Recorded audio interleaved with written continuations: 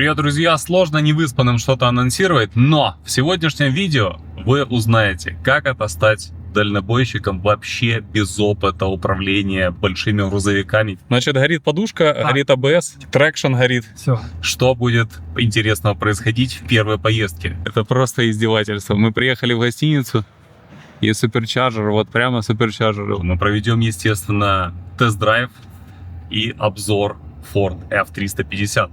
Абсолютный люкс. То есть эта машина чувствуется легковой. И что еще интересного было на выставке X-Tech Open. Мы сейчас им запорим полностью все это ночное выступление. Вау.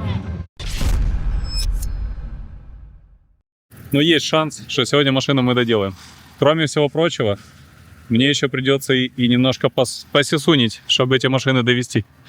И сейчас будем ходить в курс дела. Значит, горит подушка, горит АБС. Ну да, подушка, потому что нет сидений, а АБС, потому что... Трекшн горит. Все горит, да. А есть еще лампочки здесь, которые могут загореться? Да, вот это.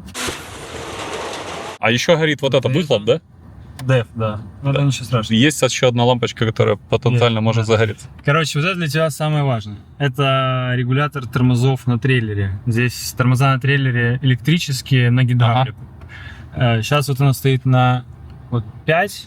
Когда загрузитесь, вот так плюсиком понажимаешь, 6,5, 7, это она уже хорошо тормозит. Вот. Если будешь пустой ехать, задние колеса блокируются и прыгают на торможении, поэтому, я думаю, вы пустые не будете ездить, поэтому... Короче, вот это engine brake. Это он все время включен, а вот это он автоматический. Что он дает? Он дает, что, во-первых, передачи переключаются по очереди. То есть первая, вторая, третья, четвертая, пятая.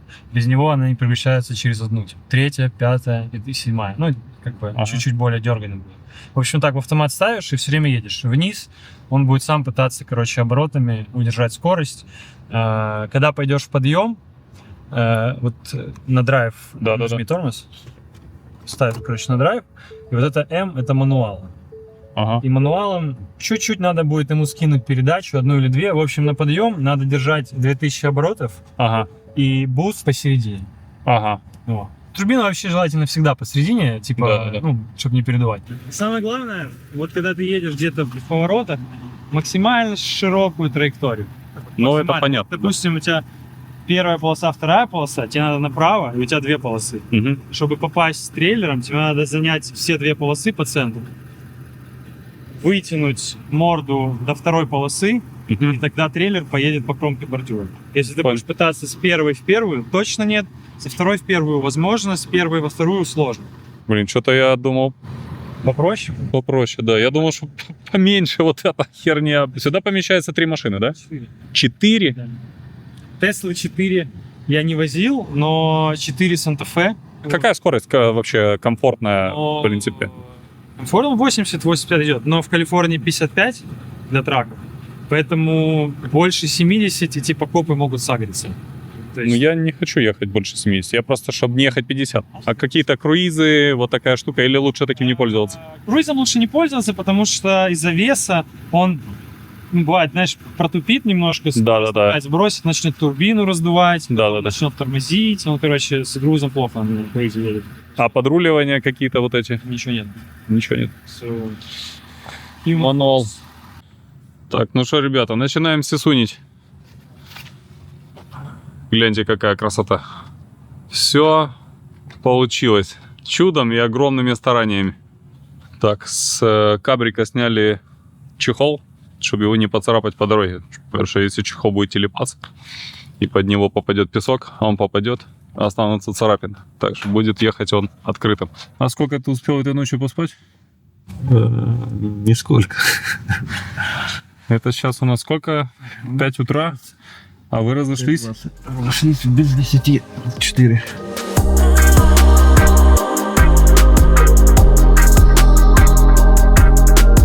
Мы уже в пути пару часов.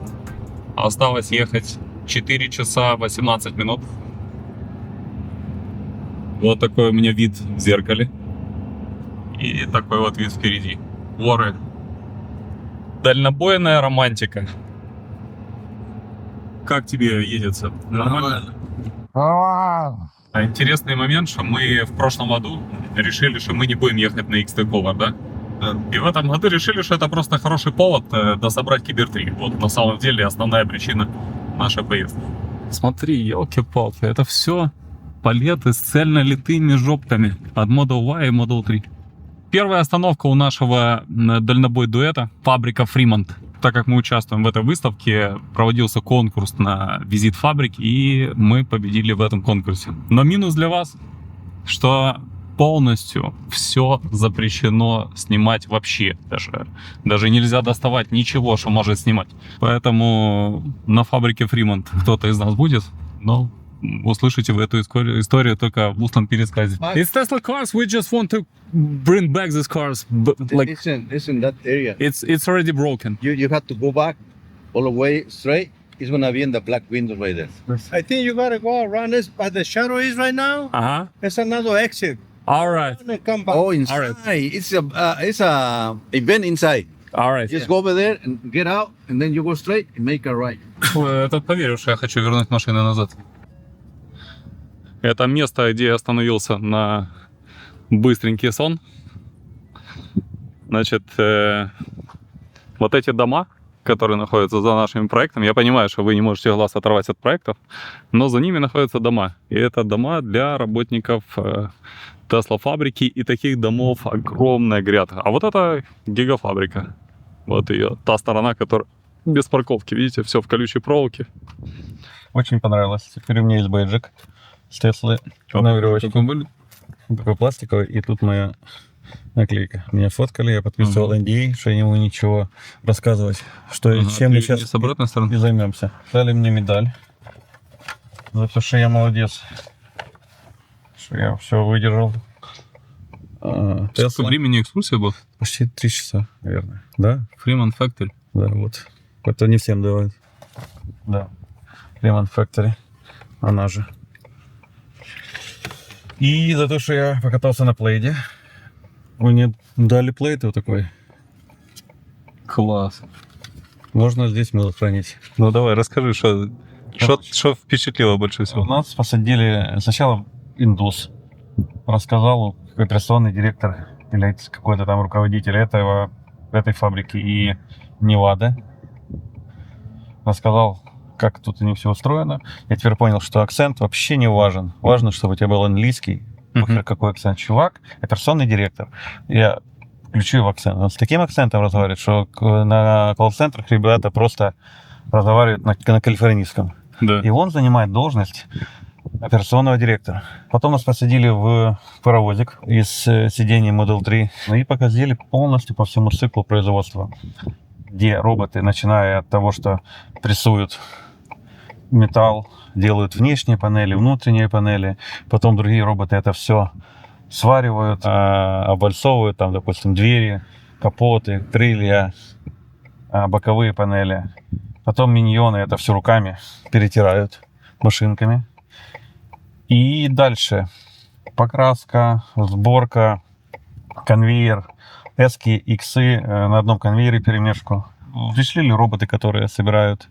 Впечатлило то, что батарейки 13 и до 2020 года до сих пор в производстве делают корпуса новые, собирают эти батарейки. Куда они девают? Не знаю, может быть, продают.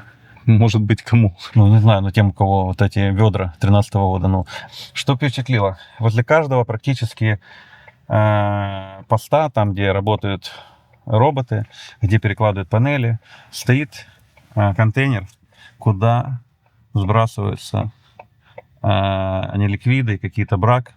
Это все просто. И как наружные филенки, как готовые детали, как необработанные. Просто что-то не так, в контейнер и на переработку. Или куда-то. Там целая прям посвящена... То есть огромное количество бракованной детали. Много, не знаю. Относительно. Ну, они есть, тоже непонятно, за какой период скопились. Да, ну, они есть, их постоянно возят. Ну, много роботов, ну и людей много. А машины собираются вручную на конвейере. Что? Сборка ручная. Что? Руками. Что? Салоны, торпеды, все остальное. Конечно, нет. Все остальное машины собираются полностью автоматизированно роботами. То есть от того, что как панели делаются, то есть панели потом собираются, усилители, все это все. А гигапресс есть здесь? Есть гиропресс, но он не работал.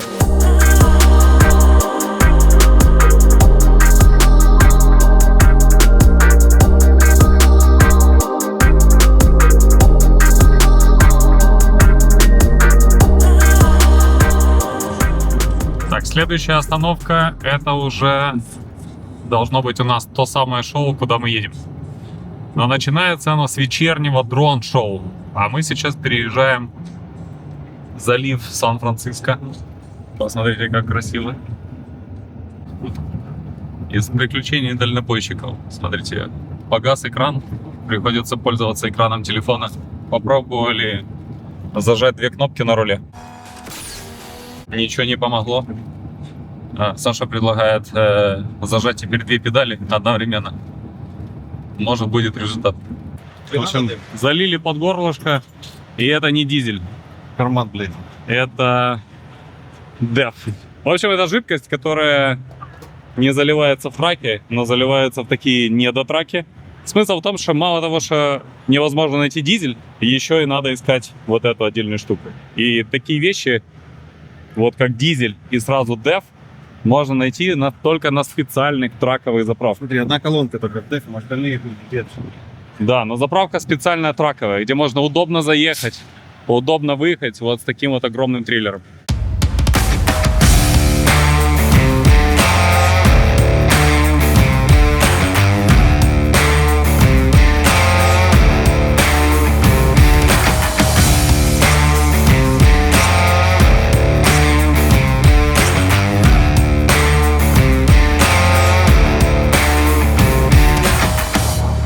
Раз уж так получилось, что я на долгое время оказался за рулем этого автомобиля, сделаем небольшой тест-драйв.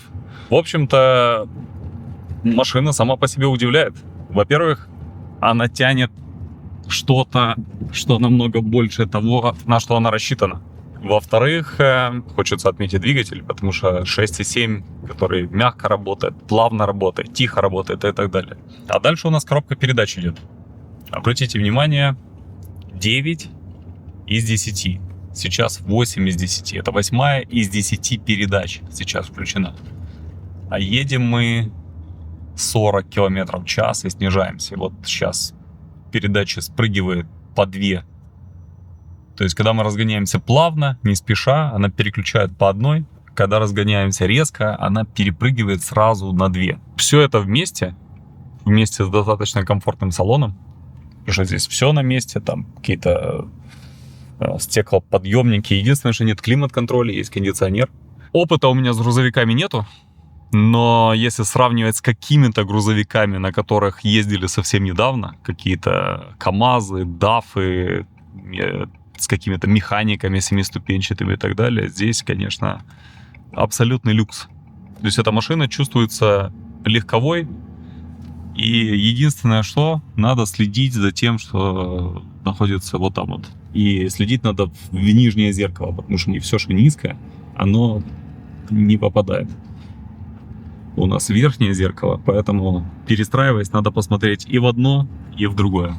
А все остальное комфортно, нормально. Естественно, что не хватает автопилота, но есть круиз. Можно использовать круиз всегда, но, наверное, не с таким прицепом, не с таким грузом и не с такой гирляндой.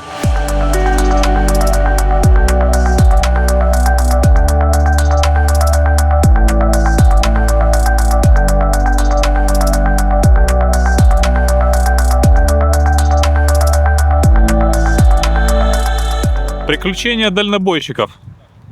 Значит, идея первая была обставить конусами все и сделать вид, что это не наш трак, и просто сегодня уйти.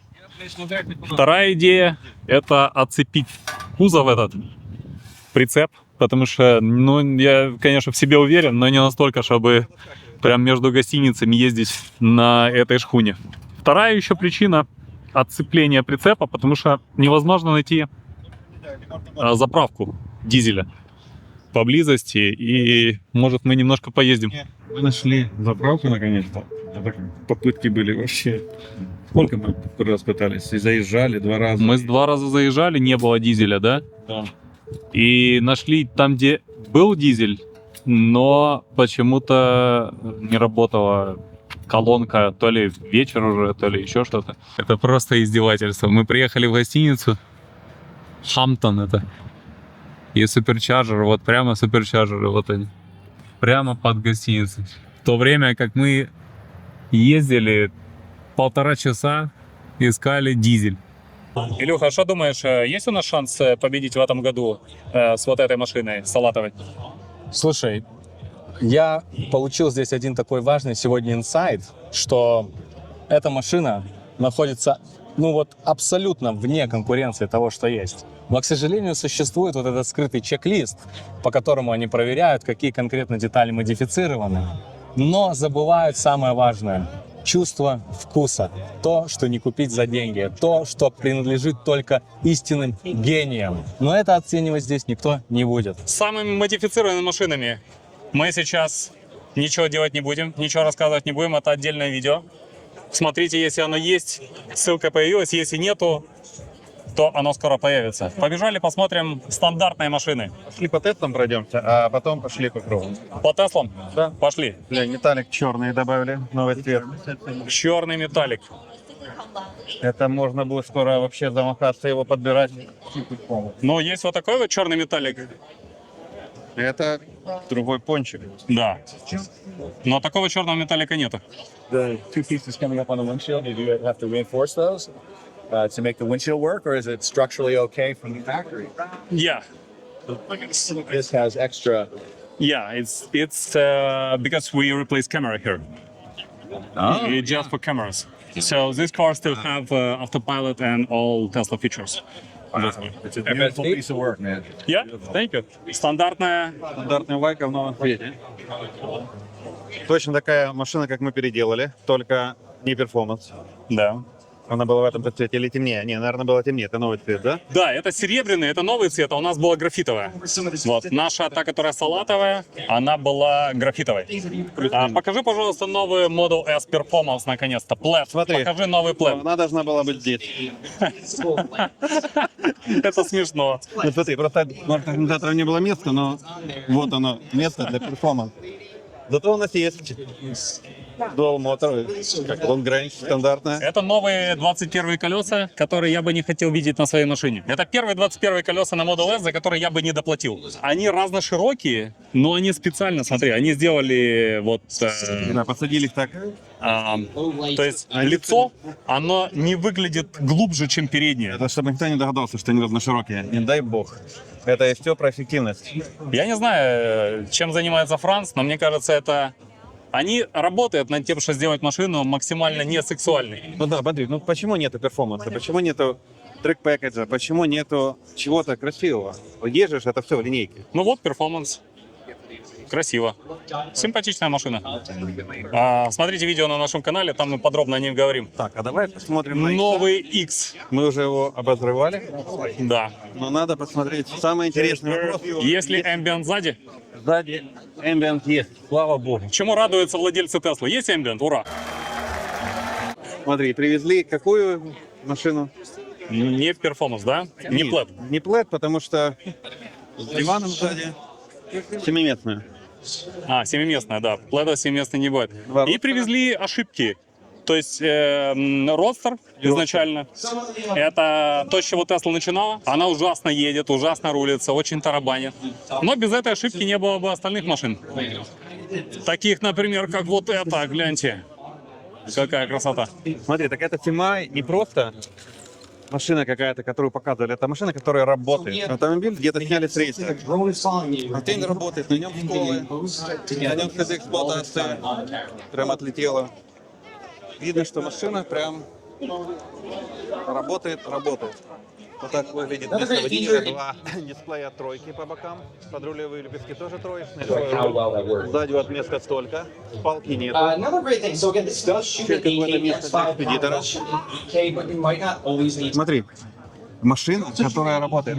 Нету спальника, но тут можно было не то, что спальник сделать, тут можно сделать Однобедрумную квартиру еще сзади. Semi-truck — это та машина, о которой я мечтаю в следующем году, потому что я уже один день как трак-драйвер, и я чувствую, мне она нужна. Пошли посмотрим другие продукты. Возьмем enclosed трейлер на 4 машины, прицепим semi-truck. Это наша будет такая цель. Перевести наши 4 проекта такой тачкой. What kind of modification you have here? I have a Mount Pass performance of a Fuca. Это тачка из Робокопа? Просто диски какие, как нас готовили в детстве. А вот еще одни колпаки. Они же. Просто можно их сделать любым цветом, и они заходят на резину. Делают. И... Хотя это тоже низкопрофиль, 35-й. Но кажется, как будто бы это вообще 25-й или 20-й профиль. Как ты думаешь, будут ли они скрипеть, когда ты едешь ночью по паркингу? Сейчас посмотрим. Видишь, резинки положили. Они А, подходят. резиночка. Да, резинка трет об резинку. Создавая больше звука. Бену, будем заходить? Да можно, что. High gain. They have some magical fluid. Карбон такой прям приятный. Хорошая вещь, да? Это выхлоп на Теслу? Это Охлаждение тормозной системы. Смотри как.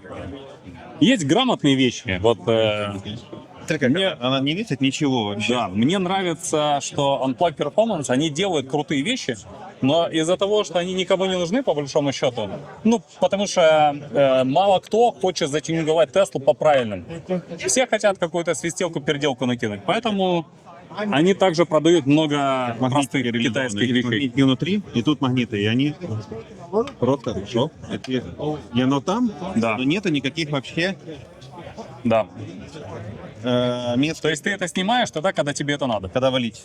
Я говорю, классные вещи, но не все хотят сделать машину вот такой. Правильно. Да.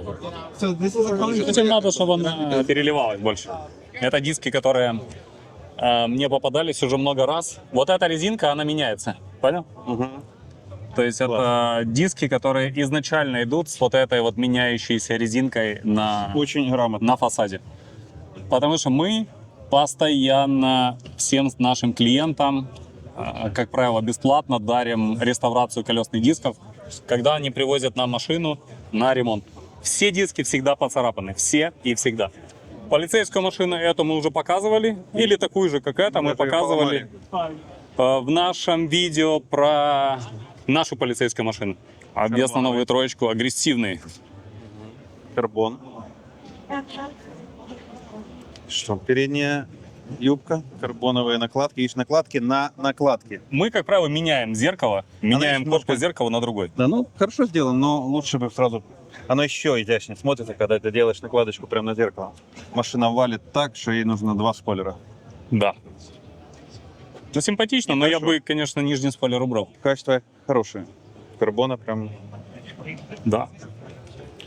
Мы про карбон теперь знаем немножко больше, Да. чем вчера. Диффузор, накладочка. И вставочка, накладочка просто декоративная. Ну, смотри, хорошее решение. Остается весь пластик родной. Это то, что рынок ждет Да. от нас.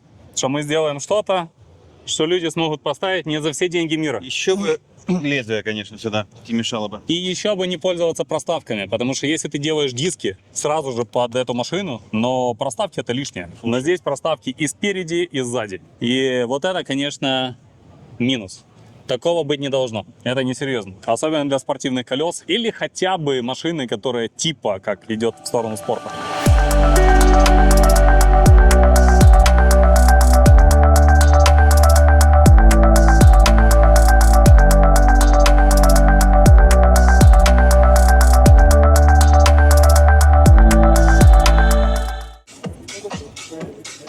Прицеп для кемпинга. Электрический. Сейчас таких прицепов будет все больше и больше. Это ларечек, который вы можете притащить с собой на природу. Founders Edition. Готовить еду можно на электричестве, охлаждать его можно на электричестве, и все остальное можно делать на электричестве. Это огромный плюс. Зона для обеда. Вообще шикарно. Все это можно привезти в любое место, в любую часть мира. Притащил такой ларек, поставил, и в нем получил комфорт. Ну, это идеально для тех, кто приезжает куда-то прям надолго. Вот дисплейчик, кстати. Холодильник. Вот здесь у нас, вот смотри, все управление. На iPad. Все управление на iPad, и здесь просто встроенный умный дом. Но вот этот продукт более цельный, Ну да, то есть да. они уже его выпускают. Вот такая вот кровать. Хорошая кровать с матрасом полноценным. То есть днем офис, вечером ноут убрал и можешь что-то показывать, а кто-то может сидеть вот так вот. Открытое окно, да? Да, ты где-то на океан выехал и работаешь. Хочешь интим? Пожалуйста, притонировал. И теперь могут видеть только, когда ты так делаешь, ты не видишь никого, но и снаружи видят все тебя. Да, все видят, да. Да. Чем ты тут занимаешься? Да. Такой мне нравится. Вот здесь два варианта на Сайбертраке. Если вы не хотите гулять трейлер. Вот такая вот штука. И вы прям разложились, а вот там наверху вы можете спать. Или... Они все меньше и меньше. Мы дошли, вышли из дома на колесах и заходим в будку для собаки. Ну это по сути твой спальник, как для спальника. Шикарно. Да. Смотри, есть все, что надо. Какая-то там готовка, плиточка.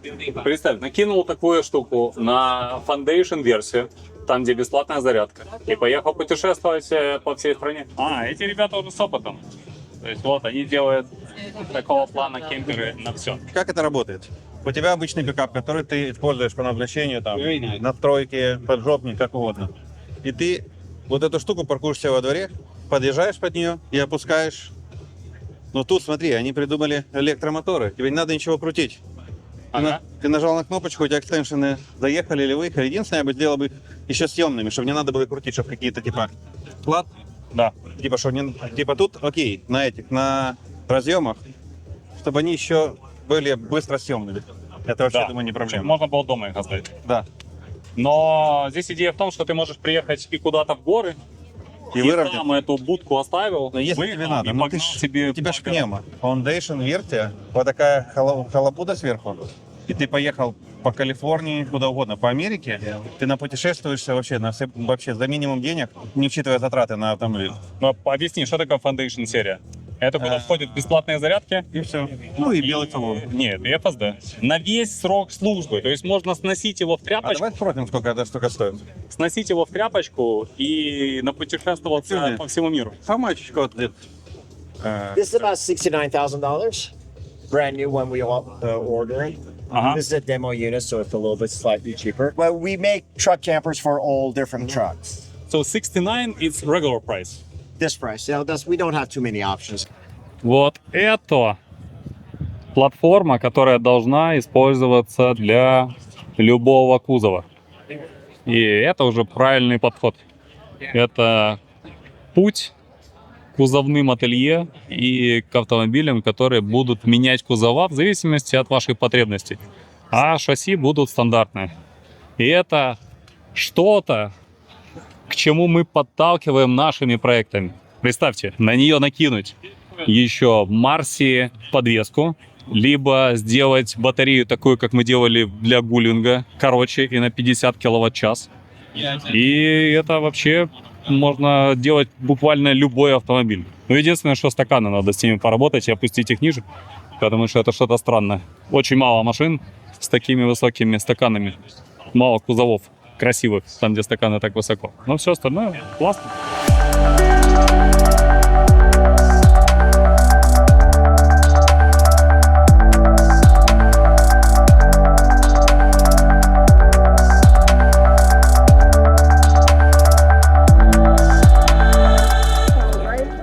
Перед тем, как запустить шоу квадрокоптеров, всех собирают здесь.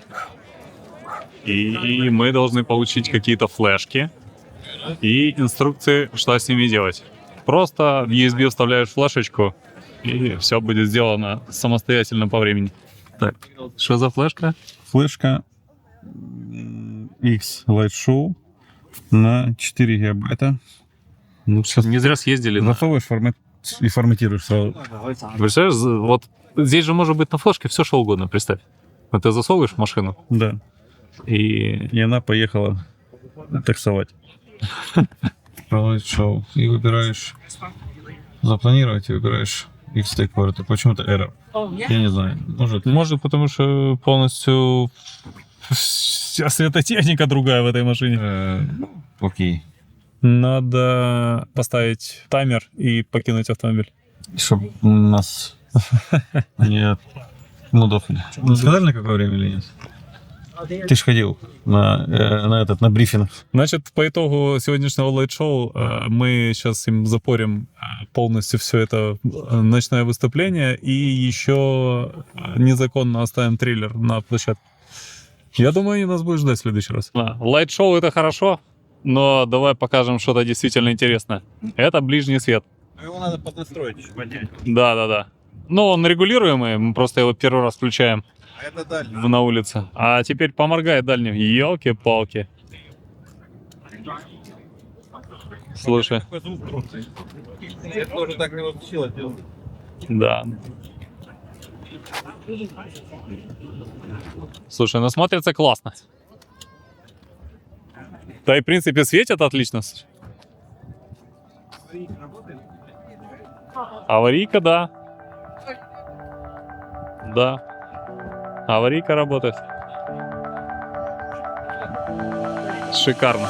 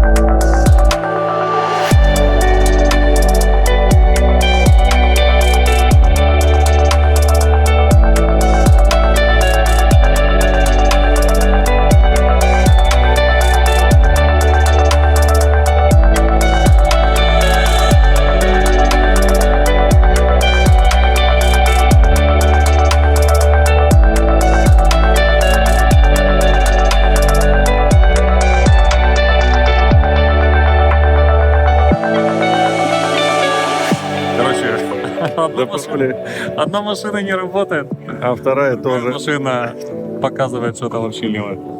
Очень крутое лайт-шоу. Очень крутое лайт-шоу. Если будете видеть две машины, которые вообще просто не в тему, это наши.